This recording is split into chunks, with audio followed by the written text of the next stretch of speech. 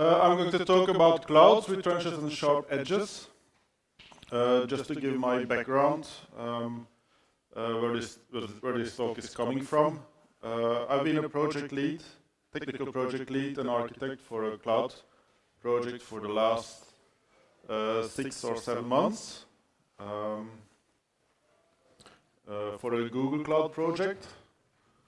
And where the customer specifically asked that we would use as much as possible from the platform as platform components. So not much infrastructure, but try to move up as high as possible towards the platform, and if possible even maybe up to software as a service whenever possible. Now, amazingly, when you let your developers start off, they have a tendency to go as deep as possible, and the best thing they would like to do is actually to build services right on the infrastructure. We had situations where we asked for a REST API, where you just had to receive files from enterprise bus. And the first thing you do, we put it in a database and we put up a REST API, so we have to develop a REST API, we have to put up a Java project, Maven and everything. And actually, Google Cloud provides an API, Google Cloud storage with buckets, which has a REST API, and everything is ready. So development time is about 5 seconds, just enabling a bucket in Google Cloud storage. That's it. Whereas the developers, they are already busy trying to define a new Java project and REST API. You have to test it, and you have to put it in Docker and everything. That's not the sort of thing we want to do. So we want to do things as simple as possible and as high as possible up on the stack. Now, if you talk to Google provider, if you talk to a cloud provider, like for example Google, it's the same thing for Azure and Amazon. The picture they give you is one like this. So it's sunny weather. The clouds are there, but they're white. It's a greenfield project. We actually started with something completely new, so it's a greenfield project. Actually, it's not just greenfield. There are yellow flowers. Everything is beautiful. There's no problem at all. It's really like the best summer day you can imagine. Now, I was wondering how many of you are working on cloud projects? Oh, not so many. Okay, I was expecting more. How many of you feel then that this is actually the picture the whole time when you're developing the cloud project? Nobody. Does this look more familiar? So from time to time, it's more like this. Things don't work out properly. You did something that didn't work out as good as you expected it to be. Things don't work. So there are some things that you have to pay attention to. Also, from time to time, you receive a bill that can also result in this. So you have to take care of what you do. But to be honest, I think a cloud project is better than the old way to do it, with servers and server racks and specifying how many CPUs and hard disks and everything that you needed to have. Because when you get your project right, it really is like this. So we have many days where things look like this, things are going fine, and you're just glad that you got away from having to specify how many servers you have and being limited by the number of servers you have or the disks or whatever. Since I'm an architect and a technical project lead, I'm not the guy in those trenches, but like I told you in the beginning, there are a lot of engineers, developers that as soon as they get the chance want to go down in those trenches, walk around in the mud and trying to fix pipes and everything, even when they don't need to do that. Part of my job has actually been to get those developers out of those trenches except for one, who has to be there. He's the guy fixing it. But he has to do it in a better way than these trenches. He has to make sure that all the things are clean. That's important to know. And then there is the bleeding edge technology. If you're lucky, like we were, you're working on a project that gets some attention from your cloud provider. And the good thing with that is that you get to learn a lot about new products coming over. And really get a chance to try out some of those products before they are generally made available.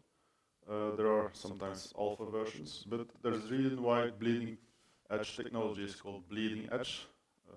There's a lot of blood there from time to time. So I would say, in general, the project that I've been working on, and actually we're working on 3 projects now, at the same customer, 3 different projects on the Google Cloud platform, and it's a mixed picture. So you have the blue sky, but there are some dark skies too. You have to watch out for them. There's a rainbow. That's maybe a bit over optimistic. It's not really so much rainbow, but in general, I would say it's a good experience. Now, one of the lessons I learned is that a cloud doesn't configure itself. So, a cloud provider, when they talk to you, when they give you their talk about how great it is to move to their platform, they will picture the blue sky with the white clouds, and you get the impression, and the worst is that your customer probably also gets the impression that once you get things in the cloud, things will take care of themselves. And one of the things that is maybe a bit ironic is that Google is right now focusing a lot on machine learning. Well, the machines don't learn to configure assembly either, so there's still a person that has to do it. So my experience has been that you can reduce how much configuration that you have to put into your project to a certain extent, but you can't eliminate it. Somebody always has to define how a service should operate, how it's going to connect to another service, how much space it's going to use, disk space, or how many CPUs or something like that you should have as a limit of your project. So you can reduce the need for the configuration, but you can't totally eliminate it, and you have to actually replace it. So what otherwise would have been somebody defining how many servers you had is replaced by somebody setting up how many CPUs a certain node is allowed to use. Oh.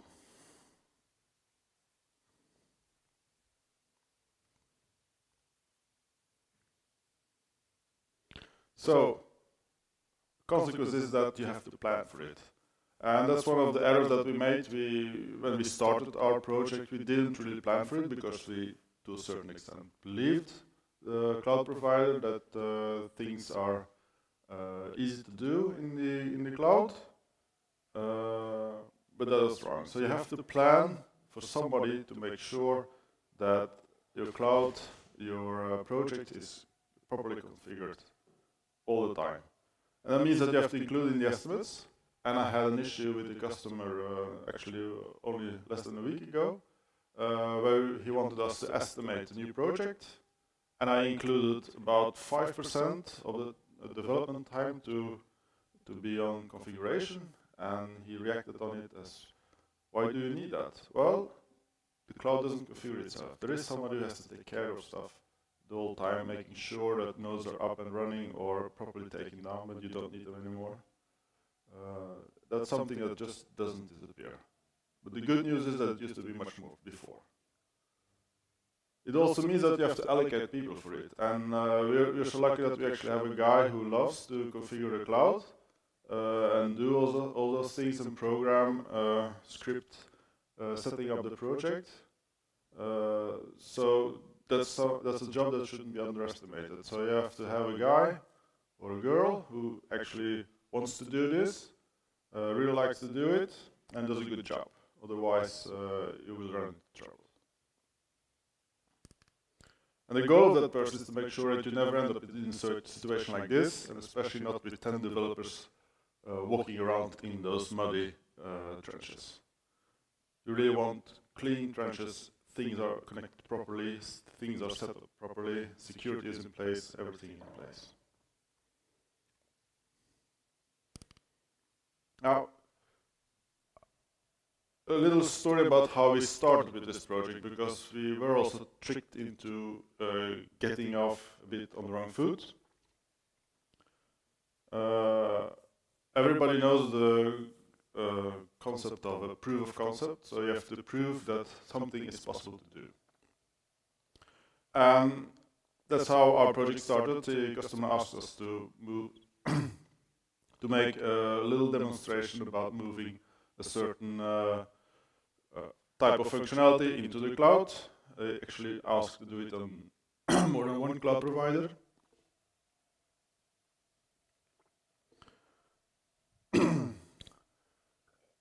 And the thing of a proof of concept is that you can almost compare it to somebody asking you, well, if you had a large pole, would it be possible for a person to just lift it with his hands and hold it straight up? And is it possible? Yeah, that's possible. This guy is doing it. He's holding a pole straight up in the air. And then your customers, and then you do it once, and he does it. The picture is the proof. And then your customer says, that's great, you were able to do it. Now, can that guy keep that pole straight up for 6 months? And can I put 3 blades around it so I can actually catch wind energy? And actually I want 2 of them.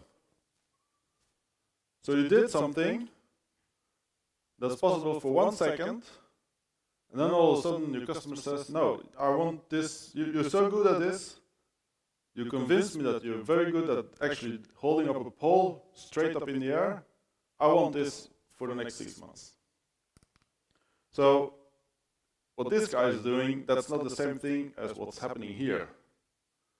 So we were tricked into getting something up in the cloud very fast, customer was very happy, but we didn't configure it for more than just one project, one environment, where we could show, yeah, it's possible to do this. Once the customer ordered it, we had to go back and say, yeah, but now we have to configure and do it properly. This is going to cost a lot more than just 14 days. So we were in this situation too, where the customer said, yeah, you're doing a good job, we want it 3 times. Actually, in real life, if you're doing 3 projects, you need, say, 4 environments for each project. Because you have development, testing, QA, and production. Maybe you should have staging, and you should have a demo, you should have training too. So that's a lot of poles that you have to keep straight. And in our project, we actually managed to get as far as probably this, with 2.5 environments, more or less working, but configured manually.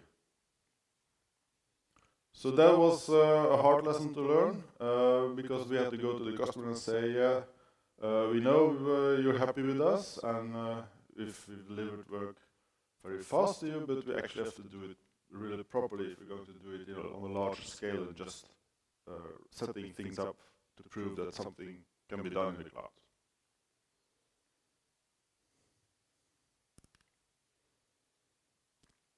So how do you do it properly? You have to script it. And it doesn't really matter whether you're using sort of scripts like G-Cloud, or you're using Terraform, or you're using Kubernetes, or you're using anything else. The most important thing is that it's scripted one way or another, and that you have it version controlled. So you can put it into Git or Mercurial or whatever that you're using, so that you have track of how things evolve and how it can be done. and that you can actually use it across many developers, so that everybody has access to how the environment is set up properly. But it also has to be parameterized, because your development environment is going to look differently than your production environment. You're probably connecting the security in a different way, because in your production environment you only want to have real people accessing your solution. In your development environment you probably only want to have your developers, and not any real people walking around and trying to do stuff. And in your test environment you maybe only need a tester and maybe a number of fake identities, so you can test different roles in the proper manner. So you have to be able to parameterize the environment. So that's actually a thing that's a little bit more complicated. You also want to connect your test environment to a test database or a test component, external component, in a different way than in your production environment. It's easy. It's really important that that's easy to set up correctly. But it gives you a lot of flexibility, and if you do it, if you script it one way or another, it's easy to just pull up an ad hoc environment. Maybe you want to try out something, set up things a little bit differently. You can just run your script and you have a new project, and you can play around and see how things work. Also, if your customer needs to do a demonstration for one reason or another, you can just pull up the environment 2 or 3 days before and set it up and pull it down again once it's done. If you weren't working on the cloud, you would actually have to buy a machine, or you would have to scrap one of the old machines. You have to install everything and then put it back again, or you're sitting there with a machine that you don't really use. That's a completely different story. In the cloud, you can just put in place a new ad hoc environment, use it for the time that you need it, and then just pull it down again. Same for experience. If you want to configure things a little bit differently, that's something that's very easy to do. And actually, we have used it a lot. Our project is not just an application server with a user interface and a database at the bottom. We actually use things like PubSub and Apache Beam in data flow. And it's easy to just move things around and see how things work out. We also used the queue in the beginning. But we figured out that after a couple of days that actually that's not the proper way to do it, so we just put it down again, put something else up in place. That's very easy to do. In the old days, well, that would be like 2016, you probably had things configured, one thing on a machine, a database machine, and then you would have a machine with the queue on, and then you would have something else. And then you have to move an application from one machine to another. That's a thing we don't think about anymore. So that's a huge difference. Also, if you did something stupid in your test environment, so you did, for example, a security test, or you did a performance test and you actually broke it, and I mean broke it in a sense that where your test environment doesn't come up again, you can just wipe it and recreate it. It's done within maybe an hour or so. If you have a physical server park, you're probably not so keen about actually scrapping the disk, installing the operating system again, stuff like that. So you'll have a lot of flexibility that you otherwise wouldn't have had. But this also requires a new skill set. So before you had to have a person who was able to set up the specs for example, the disk, the RAM, the CPUs. I remember from before, at the beginning of a project, that somebody had to figure out how many machines, how many CPUs in each machine, what kind of CPU, how much RAM, what kind of disk, solid state or anything else. Maybe set up a RAID specification, calculate how the failover should be done and the backups and how often that should do. That's the numbers that are completely gone for us. Well, sort of. You still have to have some idea about what those things are, but that's more like you have to be able to still read the map to use Google Maps. So it's It's good to have it in the background to know how things were, but that's not really what you need today to really set up a proper environment. But you have some new skills, so you have to be able to script the configuration for an environment. So that's something that we didn't do, say, half a year ago. But the good thing with that is that if your environment is scripted, you can actually share it with the developer. So the developer will be able to read how the environment is set up in the scripts, and would be able to make small changes if he wants to. Before that, if you had a physical environment, whatever that guy who took care of the physical service did was like black magic for the rest of the project. Yeah, he did something with the disk and put it out again, the screwdriver and stuff like that. That's completely gone for us. And then there is another thing, build optimization. You have to check out how your build is evolving, follow up every month or every week or how often the build comes, what's going on. And that's really a new way of thinking. Build optimization is a new performance. So old school performance was more like you had a certain number of CPUs in your production environment, and you had a number of disks, you had some RAM, you had some CPUs. The specifications of the CPUs were fixed, and once the production environment was bought in, it was a hard thing to actually buy new servers and extend the new service. That meant that we would have to wait like 3 weeks before the new server arrives. And what you would do is to measure the computation time. How long does it take to produce a report, or how much time does it take to respond to a request from your user?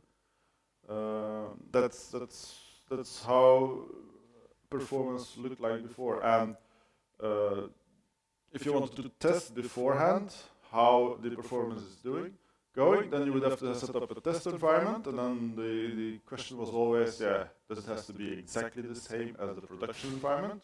But that's very expensive, because that means that you have to buy a lot of servers that you're not going to use more than like 3 weeks for every release. Or should it be only half, and we just hope that if you put only half of the load of it, it will actually be the same response, because things will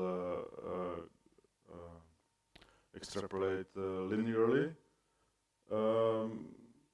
So that was a lot of trouble. And if something went wrong, if things weren't fast enough, the thing to do was to refactor code or buy more servers. And if you really had to buy more servers, that was very, very expensive. But now if you have a project in the cloud, your constraint is really only the computation time. How many CPUs and RAM, and that's something that you're not worrying about directly. So you're not limited by the number of servers you bought.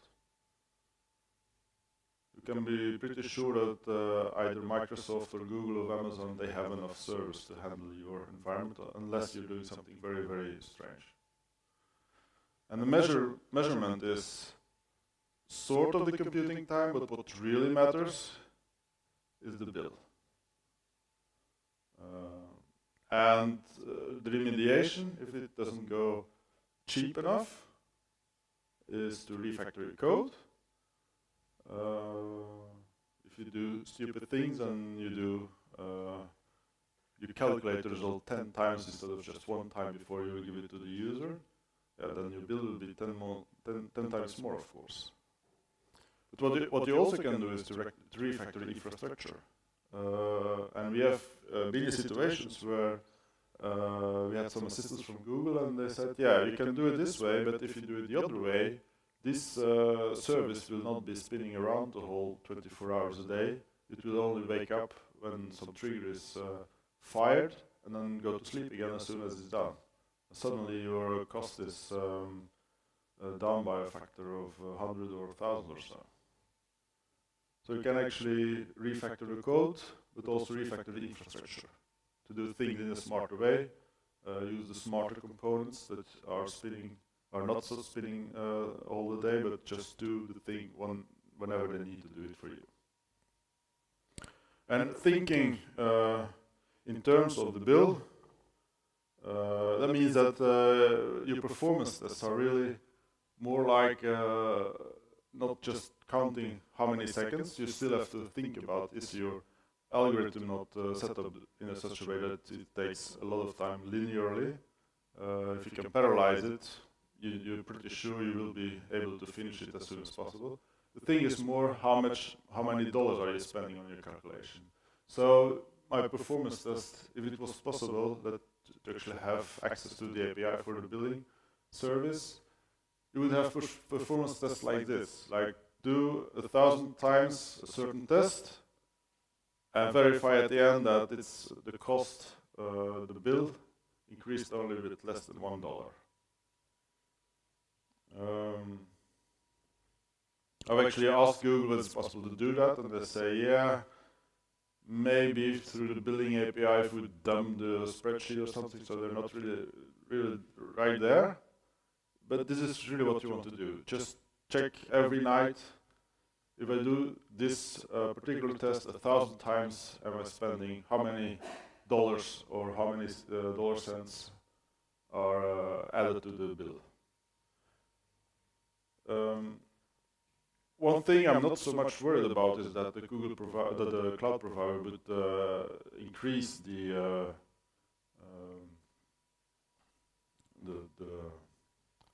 price for the infrastructure. Actually, they have a tendency to go down, so things get cheaper. The CPU, RAM, and disk use tends to get cheaper over time. They even think that CPU time may get as cheap as for free. The thing that I'm worried about, and the reason why I would want to have a test like this, is that my developers can always do something stupid, such that things are spinning around for a whole time, or they're suddenly doing the calculation 10 times instead of just 1 time, and then it becomes expensive. So that's the worry, that's the real worry, not the cloud provider increasing the bill through high prices. And this is also something that I have had to tell my customer, because sometimes they are worried about, yeah, will Google be able to handle this kind of load on the project? And I say, yeah, of course they will. That's what they do. You won't be able to outsize Google or Amazon or Microsoft in terms of disk space or RAM or CPU time, unless you're starting to do some Bitcoin mining or stuff like that, and you really take the whole cloud down because you fill it with lots of processes.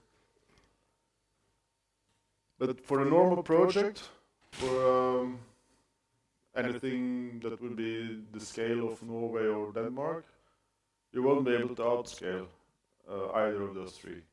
But they will be able to outscale you through their bill. So if you do something stupid, they can send you a bill that will be very large.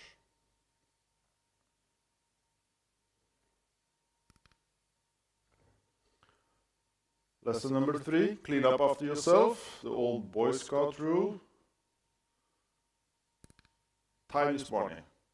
And in the cloud, it literally is like that. Time is money. CPU time, that's how your bill is composed. So if you have old projects laying around, close them down. This is also a hard lesson we learned. Don't have them up for more than the time you really need them. Close down unused nodes.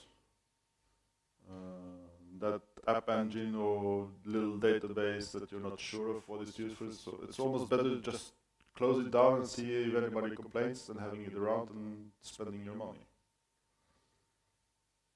But very important, audit your bills. So when you get your bill, you have to go through them and check, is every line in this bill, is that explainable by one of the nodes that we're using? We've had some issues there where something showed up and that actually belonged to another project. but somebody deployed it to the wrong project, it ended up in our project and spent a lot of money. All of a sudden our bill was 2 times higher than it used to be. That also means that you have to be sure that nobody who shouldn't have access to your project has access to your project. So close it down to only those developers and testers that you really need in your project, and don't let them deploy things if they don't have a need to do that.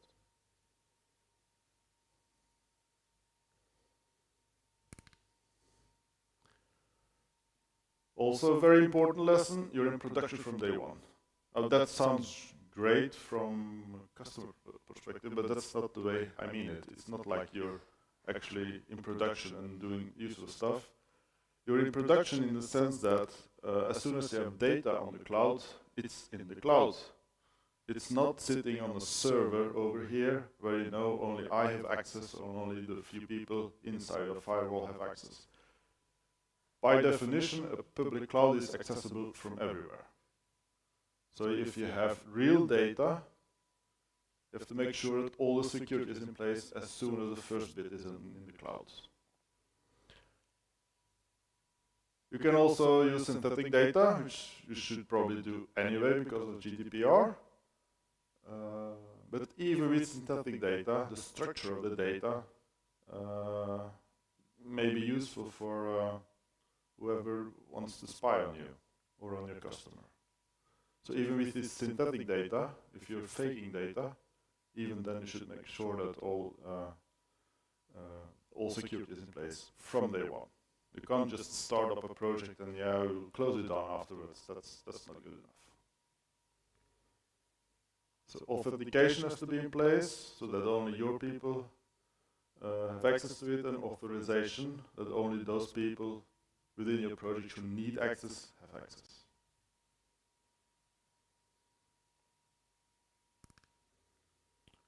So you need a lot of internal security too. A developer is not necessarily an administrator. You have to make sure that your developers only have access to the environments where they need access to. Your developers probably only need access to the development environment and maybe a test environment, and probably to the logs of the continuous integration environment, but they don't need access to any of the other environments. And even within one project, within the development environment, maybe they don't need access to all the nodes. Maybe they only need access to the app engine that they're working on or the database that they're working on, so that they can't start new services on those nodes if they don't need to. And somebody has to be responsible for the bill. So somebody has to check every time a bill comes in, how it looks like, what every line means. And there's also you also have to think about who is going to receive the bill at the customer's end. So that's also a little bit a different way of thinking. It's so easy to spin up a new environment and produce a bill as a consequence of that, but you have to make sure that you know where every bill is going to go.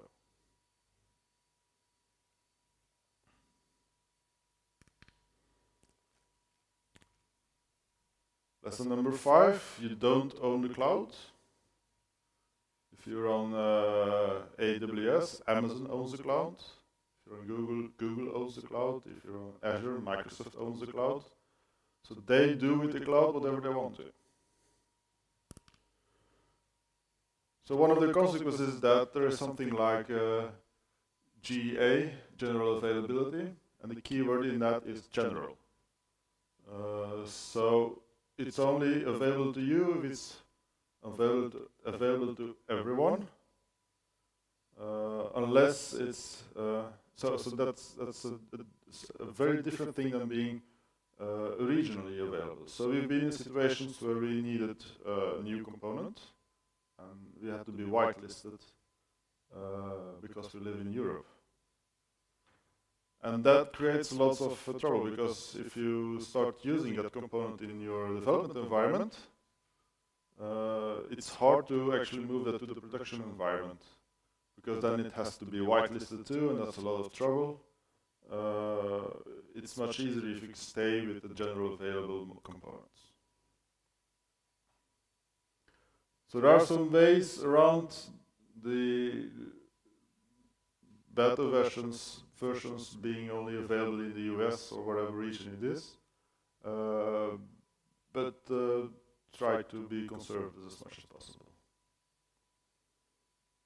But it's cool to be able to use new versions. And you sort of get versions as a service. So whenever a version is updated, you don't have to do anything.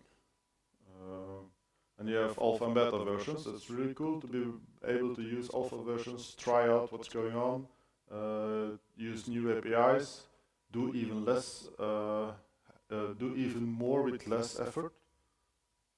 Being able to deliver functionality to your customer for within seconds sometimes. But if that version is on alpha version, if that's an alpha version, you don't know how it's going to look like next month. So we've been there a couple of times that things were looking great and we thought we were done. Then 1 month later that version, that component went up to the beta version, and all of a sudden the API was a little bit different. I had to do the work again. But that was still cheaper than actually having to program it from scratch. And then there are the incompatibilities. We were at a certain point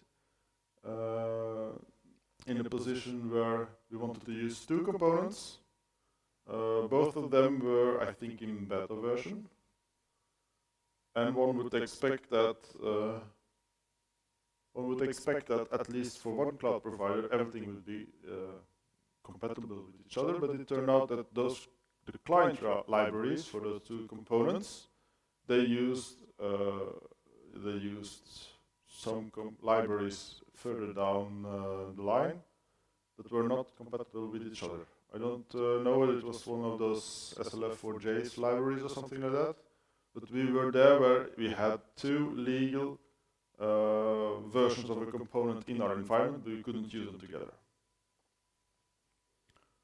So that's bleeding edge technology. You want to use something new, it's really cool, you can do a lot of stuff with fairly little effort, but sometimes you have to really use some time to figure out what on earth is going on here. They look very much like unexplainable bugs or things, and you start, of course, with the theory that, yeah, it's probably something you did, but then you end up that actually it's something very down the road. One of the good things is that you get bug fixes as a service. So sometimes the bug is there, it's fixed centrally, it's rolled out centrally, and you don't even need to know about it. You don't have to patch your application server yourself. That's a very good thing. On the contrary, if you have a central downtime, that's very annoying. We've also been there a couple of times with alpha versions of components, who then were shut down for 2 or 3 weeks. One of the things you can't do with the cloud infrastructure is that you can't say, yeah, we'll just run the old version. That's not how it works. So that's a dependency that you have. You have to be aware that sometimes things can be shut down centrally.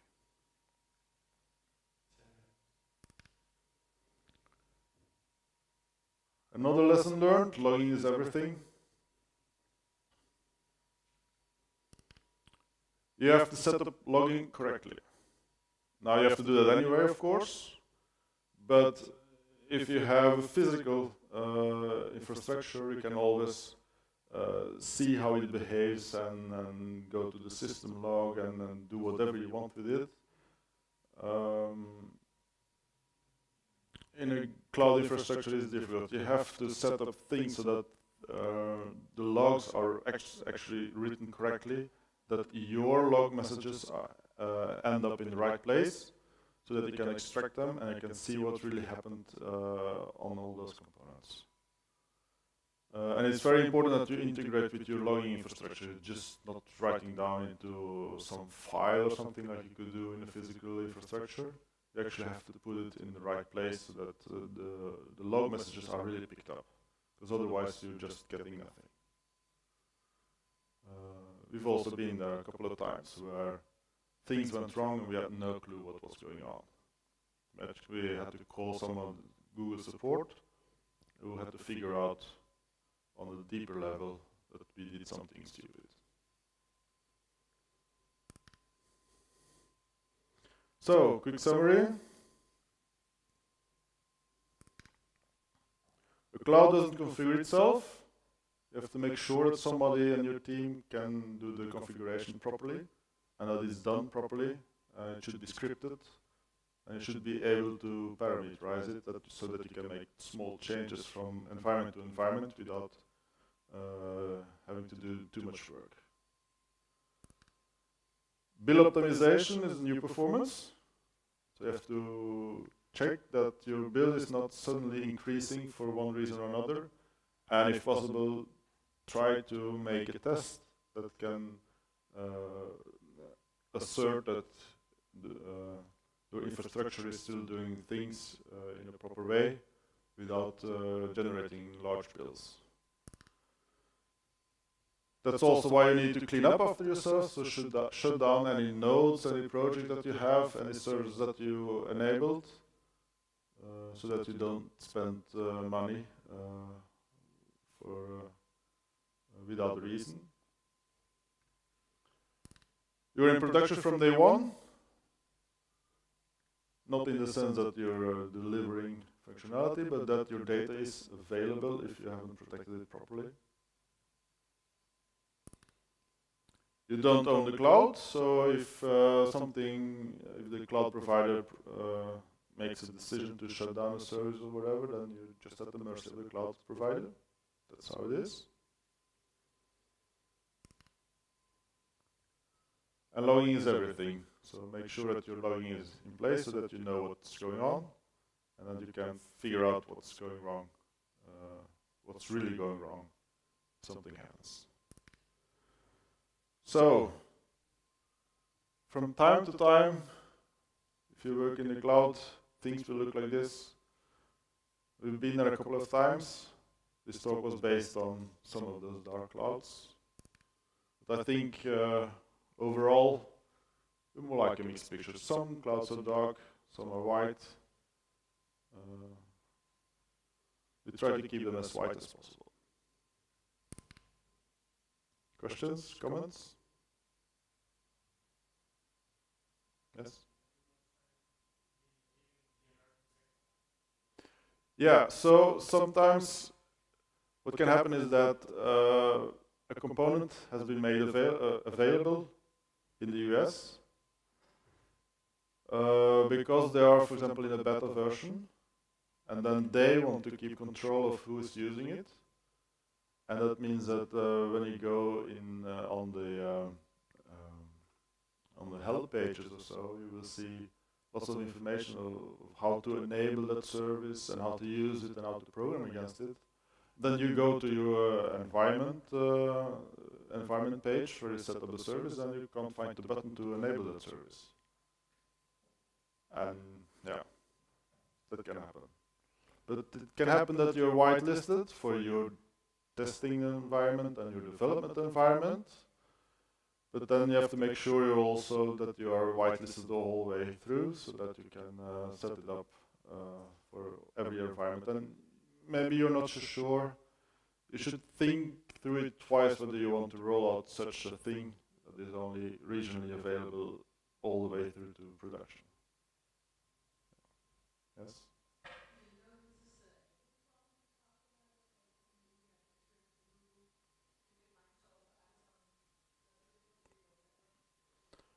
Yeah, the question is whether it's the same for other cloud providers than Google.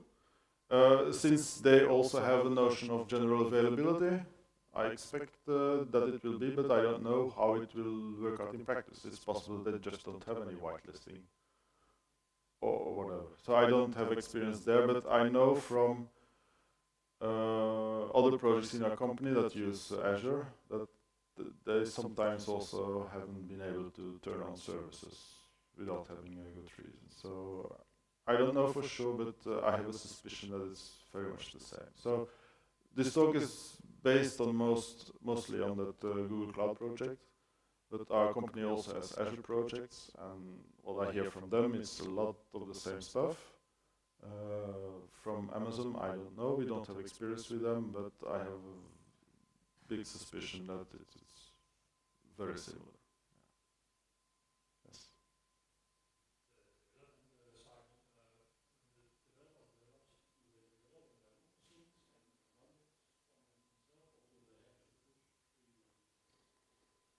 Yeah. Yeah, so the question is, do the developers develop the software and test the software on their own machine? Or do they have to push things into the cloud and try out and test run and do things there? Actually, that depends a bit. Some things can be set up on a local server, and they can just run it there. What many of the developers do is actually to tunnel into the cloud, and then, for example, tunnel to the database which is in the cloud, and then run, for example, the application server in Tomcat or whatever locally. That's also a possibility. Sometimes you just have to put it into the cloud and run it there to see whether everything really is working before you push it and commit it into Git. So that's also something you have to think about. The best thing is, of course, to use TDD or something like that, and make sure that you have unit tests, integration tests, component tests, and everything that tests everything without having a developer really having to run it. But that's only limited. So at one point in time, you actually have to see that it really works too. A human has to do some experimental testing. And that depends a bit on whether it can be done on the machine. If you're lucky, you can do it. Typically for things that will end up in an app engine, you can just run it in your machine. If it's something like, for example, Dataflow, which is Apache Beam, wrapped into the Google Cloud Platform, you probably have to put it in the cloud to actually do a test. And then you're usually running through the command line interface. So that is also an experience that it's not maybe not as simple, but then again, if you're running with the physical environment, you also end up with having to connect to the database on the database server or something. So that happens too. So it's not so differently. It's just that it's not physical anymore. You have to maybe tunnel into the cloud. Yeah. You had a question too?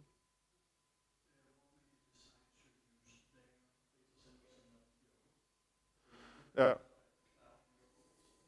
Yeah, so the question is why we decided to use the central data center for Google and not the local. Yeah, so we have also projects with like private clouds. The reason is that it's actually as simple as that the customer wanted it that way. And they wanted to move up to the stack as high as possible. And they had lots of functionality in Google that they wanted to try out, especially with machine learning. I know that Microsoft has a service where you can actually put some of Azure on your physical infrastructure on-premise, so that you have sort of a private Azure cloud with all the services from there. That could have been another choice, but Google doesn't offer that. I'm also not sure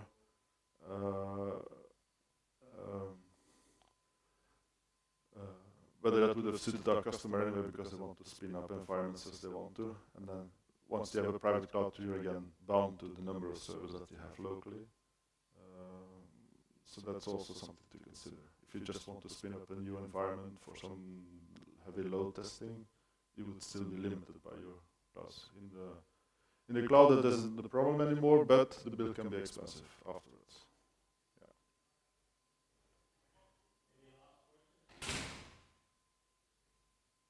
No? Thank you.